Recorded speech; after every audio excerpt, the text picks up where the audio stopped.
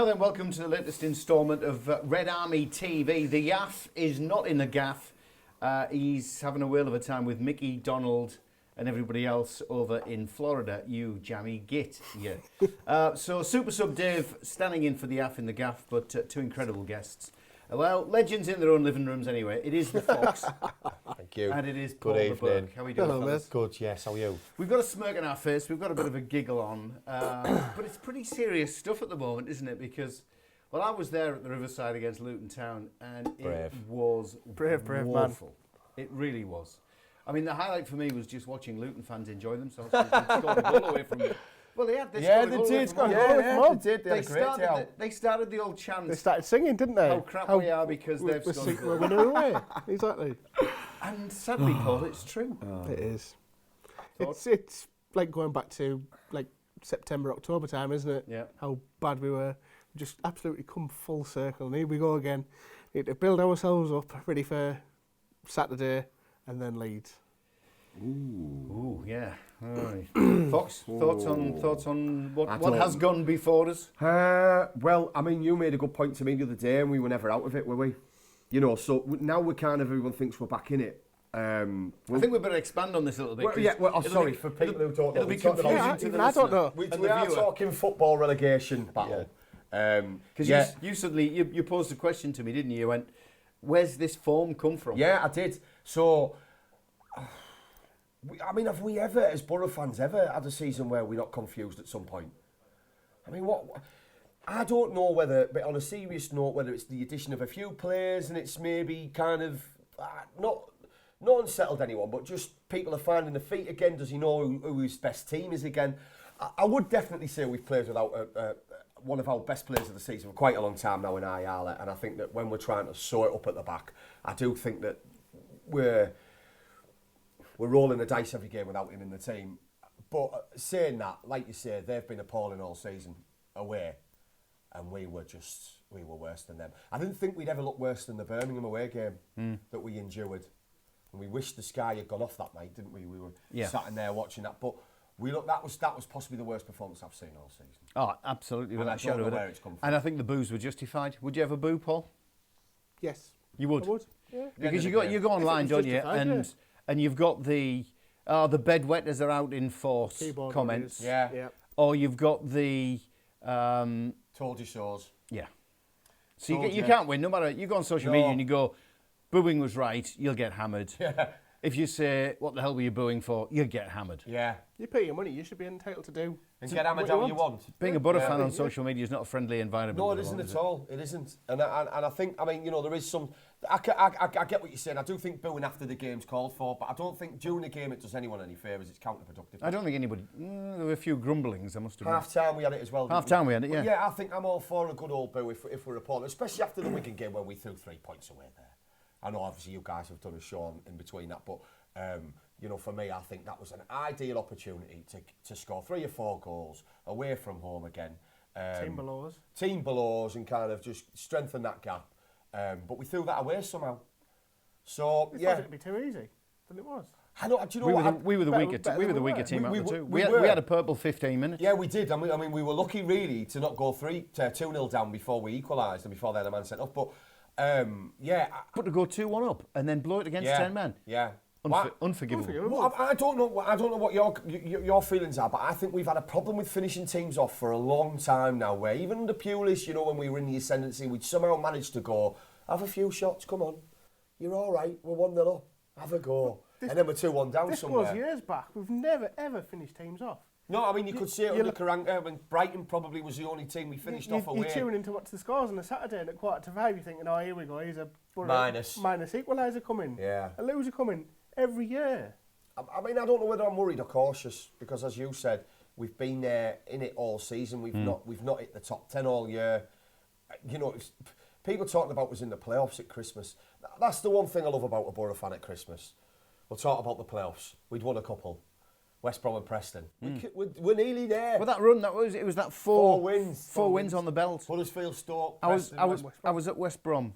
You know, I was at Preston. Yeah. And I'm suddenly thinking, wow, yeah, we've turned a corner. But going back to the point we were discussing on, what was it, WhatsApp or whatever. Yeah. Let's throw it to Paul. So Foxy says to me, where's this woeful form come from? My comment is, we've never been out of it. We just had a good run during those. We had a purple patch during those four games to disguise it. It had never disappeared. Where do you stand? Well, we never had a clean sheet since Ayala has been injured, for once, since New Year's Day. And you're right, we've never had good form. We've just had a couple of wins because the other teams around us have been absolutely dreadful. I think we were on an S-bend, weren't we? Yeah. We were on that one, but then... Hockey curve? Yeah, there's another one. S-bend, yeah. And now, we're in trouble. There's no hiding it. We are in trouble. Got a couple of points coming in on social media. Stu Gawley, does Woody agree that the table does not lie? We'll struggle against Barnsley and we could get pasted against Leeds. Then what would the table read? Leeds at home. Simon Thomas Coulton, like it, mate, double-barrelled. Posh, obviously from Yarm. Are we going to stay up? Will Gibbo keep Woody on after this season? Yes. I mean, now, there was an interesting one because rumours were doing the rounds this week that there was a crisis meeting in a hotel in London. Gibbo was tucked away with Peter, what's his name, what they call him? Kenyon. And others. And the lads at the training ground were told not to come in training one particular day. Who starts this stuff? I mean, that's a little bit dramatic. Do you reckon it is, or is it no smoke without fire? No, I think it's dramatic because I don't think they go all the way to London. The jury in would suit them fine. Yeah. You know, let's not be too posh about this. But even the Premier in. Yeah, even the Premier next door. I think that this no smoke without fire stuff. Yes, I can understand that somebody might know a player and he's a little bit unhappy and maybe said something to somebody somewhere. But to be told not to come into training, I mean, that only happens when there's a millimetre of snow. So I can't see that being the case. A full millimetre. A full millimetre, Dave, yeah. Just one will cause carnage. I know. It's a classic case of Chinese whispers, isn't it? Totally. Someone starts something and the next, you know. I mean, what's Kenyon involved for now?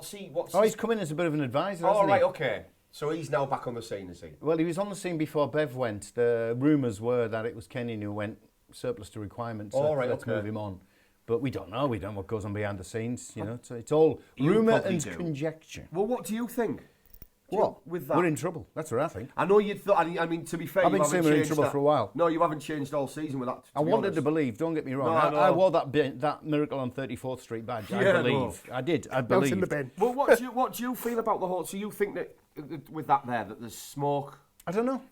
I don't know. No, these are just rumours. These are coming from people who claim to be in the know, but have claimed that in the past and not been right. We know we won't mention names, but we've had that before. I mean, the Barnsley game is massive, but I think it always was. We'll come on to that. But the telling one for me, Peter Grassham's just knocked it right on the head. I've never ever booed and never walked out early, but on Saturday I walked out. Well, he must have a good car parking spot for. But didn't boo. Right. But he's somebody who's never ever, but he did it at the weekend. He's at the end of his tether. Is that a sign of where we're at? Where we're at. Is that still? I mean, I always err on the side of optimism. Is that still a little bit early? I mean, we're not bottom adrift. We're still 6 points clear. Mate, we were 12 clear at one point, and only 7 off the playoffs. Remember, everybody started switching their focus. Didn't they? It's like, let's not look down there. Look. But, you know, which was foolish. It was. I mean, I think, what are we, -9? We've still got a better goal difference than most of them down there, although I hope that doesn't come into effect. But I just think the Barnsley, one thing I say about where we're at now is that the games that we need to win are the teams around us, which is the one positive, obviously apart from Leeds coming up. But these teams, we haven't. The Luton were due a win somewhere at some point. Unfortunately, we're known for that. I mean, we've known it. How many times could you sit here and talk about in history when a player hasn't scored, come to Boro, he gets 3? Collins John, I remember doing it for Fulham. We are the grave. Well, we're not. I was going to say we're our own graveyard against former players, aren't we? Yeah, they always scored against us. We've picked up 1 point with teams around us. Yeah. Well, that's it. You've got Wigan and you've got Luton. Yeah. You expect 6 points. Yeah. All right, something might happen. We'll take 4. Yeah. You're right. I mean, we would have took the 4 if we'd have drawn at Wigan, and then put 2 or 3 past Luton. Who was it at the weekend said something about Boro will be all right as long as we keep picking up points against those around us.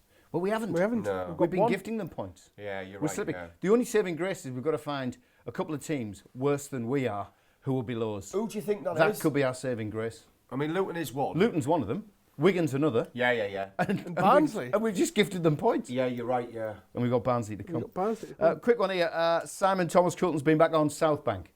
Not Yarm. All right, okay. It's all right, mate. I was just having a laugh. Having a laugh, promise.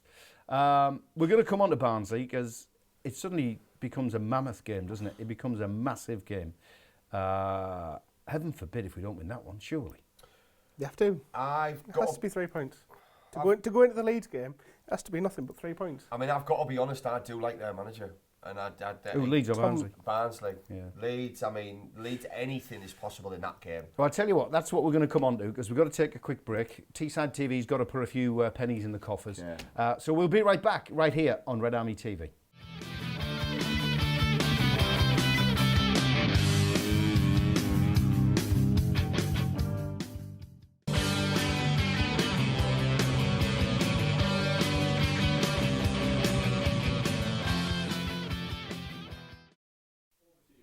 Now then, welcome back to Red Army TV. We've been chewing the cud on all things Boro current form. A couple of social medias we've got to catch up with.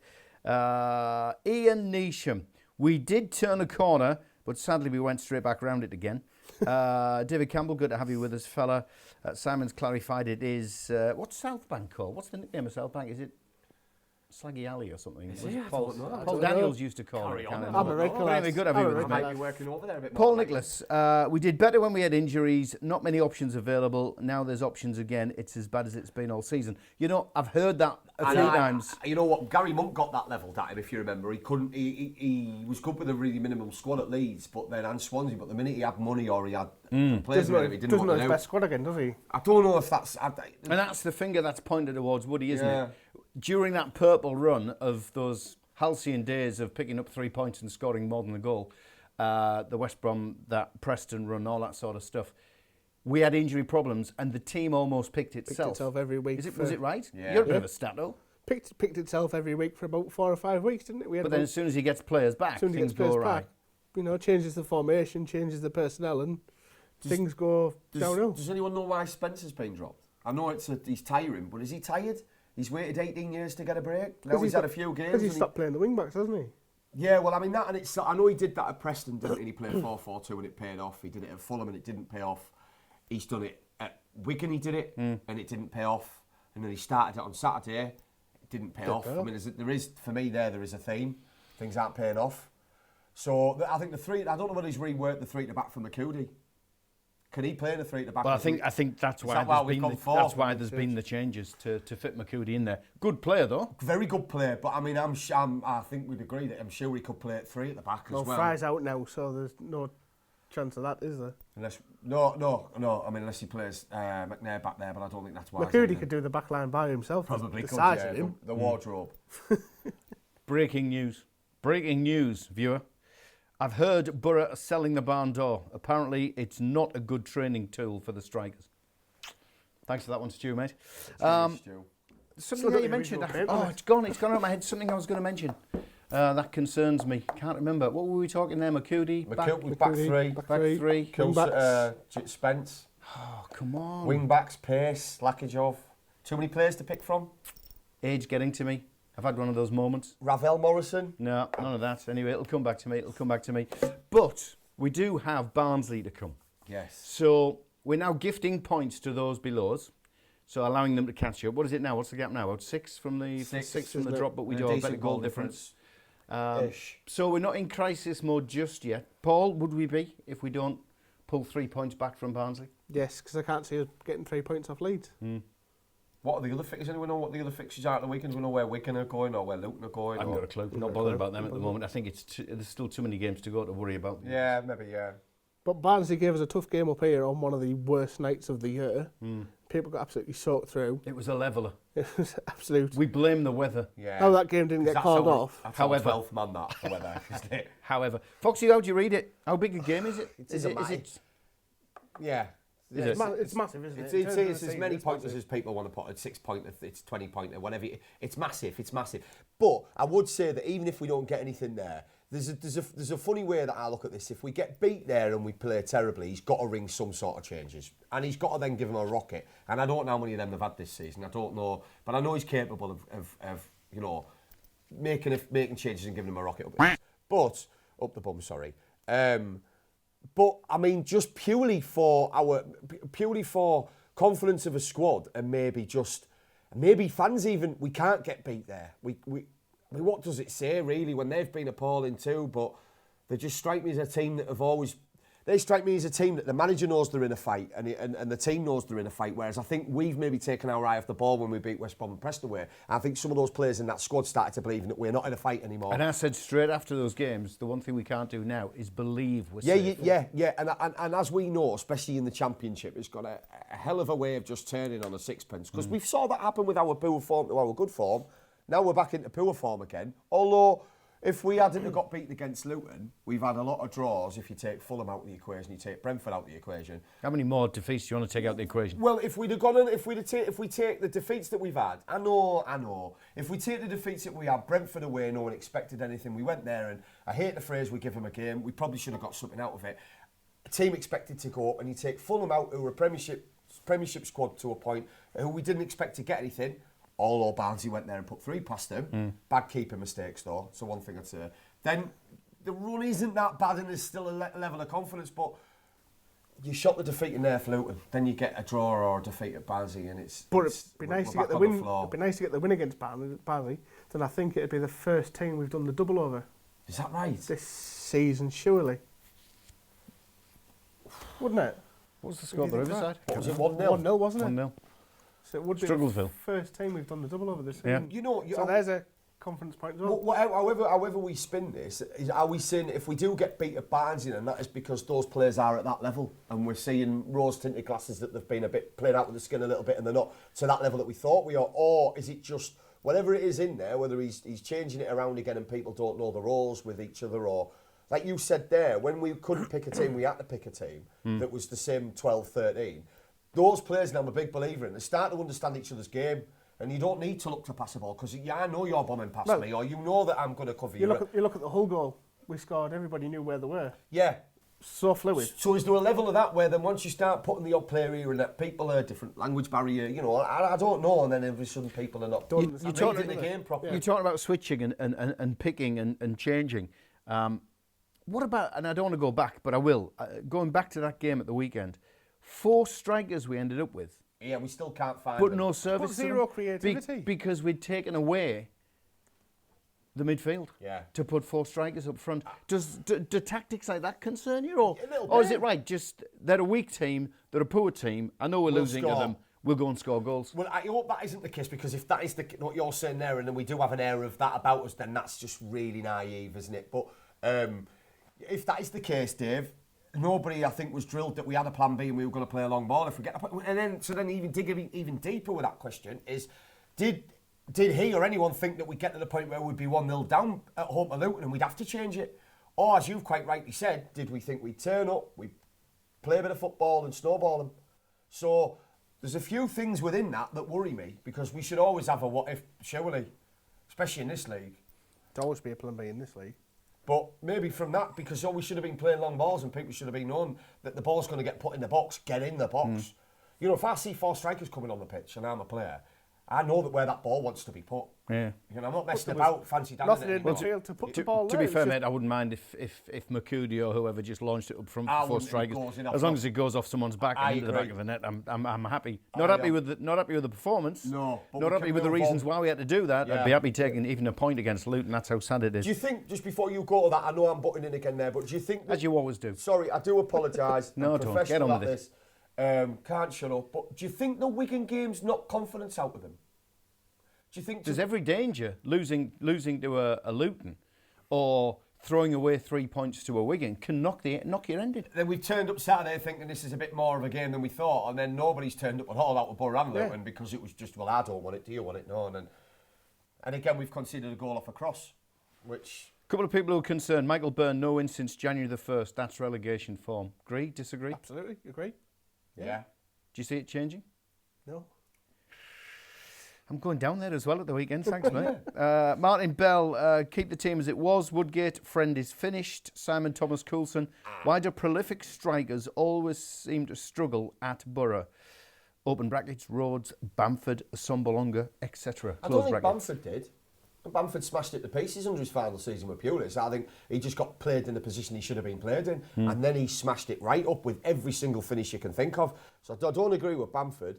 Rhodes, we didn't play to Rhodes' strengths. He was a 6-yard box man, and we didn't play with crosses. And was the other one Britt? Britt.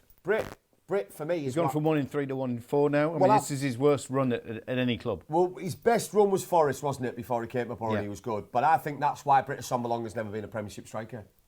Because he can't be consistent. But, I don't know whether it's just we turned strikers into Stuarni's smashing it in Spain and we played him out on the left wing. Well, yeah, that's true. I mean, there's Braithwaite as well. And who else is they got to Barcelona? Is it Stuani. Is it Stuani? It was Braithwaite as well, I think. Stuani, yeah. We're almost out of time, fellas. Paul Nicholas sent us a good one, which we'll have to come on to next week, Paul. But he's basically saying the next 6 games: Barnsley away, Leeds at home, Forest at home, Charlton away, Swansea at home, Stoke away.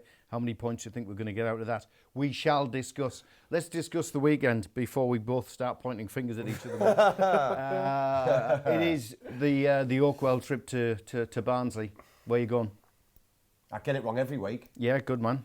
So I'm going to say, as everything in me saying draw, everything wants to say win. But the fearful part of you says 1-0 Barnsley. Is that what you're going for? Yeah, because I'm wrong every week. Paul? I have to be positive and go 3-0 Boro. Oh, God. I mean, I bought into that last week. Didn't you? I went Exactly. 3-0 There Boro, you go. didn't I? And look what happened. levels, isn't it? We're out, fellas. What are you going? 1-1. Yeah. And on that note, we shall say goodbye. We'll catch you next week.